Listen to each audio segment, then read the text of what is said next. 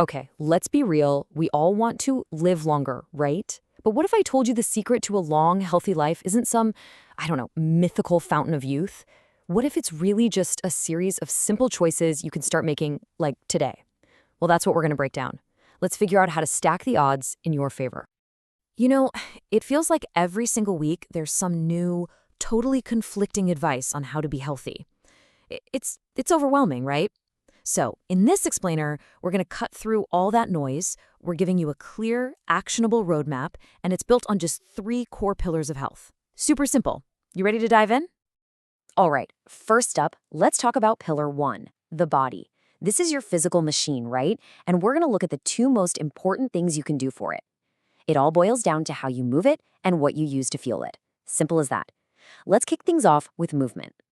I mean, just think about it for a second. For pretty much all of human history, we were constantly on the move. And now, well, for so many of us, our days are spent sitting. Sitting at a desk, sitting in a car, sitting on the sofa. It's this huge modern-day problem. But, and this is the good news, the solution does not require some massive life overhaul. The benefits of just breaking that cycle, they're absolutely huge. And look at how connected all this stuff is. We think of exercise as just, managing weight, but it's so much more. Consistent movement strengthens the most important muscle you have, your heart. It gets your circulation going. It boosts your body's natural defenses. And wow, the impact on your mental health is profound. It's not just one thing, it's a total body upgrade. So what's the magic number? You might be thinking it's something crazy, but you'd be surprised. The goal is just 30 minutes of moderate activity on most days of the week. That's it. That is such a manageable, totally achievable target. And for that small investment, the dividends for your health are huge. And honestly, here's the best part. You do not have to become some hardcore marathon runner. Not at all. The absolute best exercise is the one you'll actually do. Seriously. So if that's dancing, gardening, taking a brisk walk, swimming, whatever, find something you genuinely enjoy because consistency is always, always more powerful than intensity.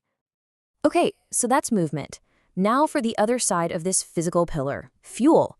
And I absolutely love this analogy.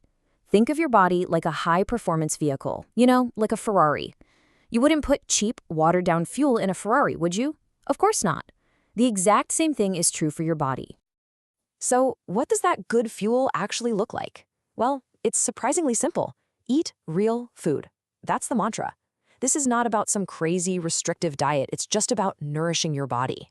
So you ditch the ultra-processed junk, and instead you focus on a diet that's packed with plants, fruits, veggies, whole grains. You embrace healthy fats like olive oil, and you prioritize good, lean proteins. See?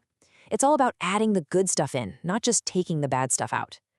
But a high-performance engine is pretty useless without a skilled driver at the wheel. You just can't have a healthy body without a healthy mind. And that brings us right to pillar 2. This is all about managing 2 of the most overlooked yet absolutely critical parts of longevity: stress and sleep. And make no mistake about it, chronic stress is a silent killer. This isn't just about feeling overwhelmed. It's a physical thing. It triggers this whole cascade of negative effects inside your body. It jacks up your stress hormone, cortisol, and that leads to inflammation, high blood pressure. It even weakens your immune system's ability to fight off sickness. This is serious stuff. But here's the thing, the good news. Managing it does not have to be complicated. The solutions can be incredibly simple and, accessible to everyone. We're talking about just 5 minutes of medication or even just a short walk in nature. That little break can make a world of difference in resetting your stress levels. Okay, so what about when your day ends? Let's talk about what happens when you turn out the lights. We tend to think of sleep as just downtime, right? Our body's just shutting off for a few hours. But is that really all that's going on? No way. Not even close. Sleep is an active, totally vital biological process. This is when your body's repair crew gets to work. It's when your brain is busy consolidating memories, processing emotions. It's basically cleaning house. So when you skimp on sleep, you're pretty much telling that essential maintenance crew to just take the night off. And you wouldn't want that. So here's the bottom line. You have to make sleep a non-negotiable priority. We're aiming for 7 to 9 hours of quality sleep a night. It is one of the most powerful things you can possibly do for your long-term health. I mean, it impacts everything from your risk of heart disease all the way to your mental clarity the next day. All right, we've covered the body and the mind. So let's zoom out for our third and final pillar, lifestyle. This is all about the world you build around yourself. It's about your daily habits, the things you choose to avoid, and just as importantly, the things you choose to embrace. Okay, let's get the obvious stuff out of the way first. No surprises here. Smoking, excessive alcohol, they are just plain bad for you. I mean, they're some of the leading preventable causes of death. But look at what's on the other side of the scale. The power of strong social connections, of having a sense of community, of thriving relationships.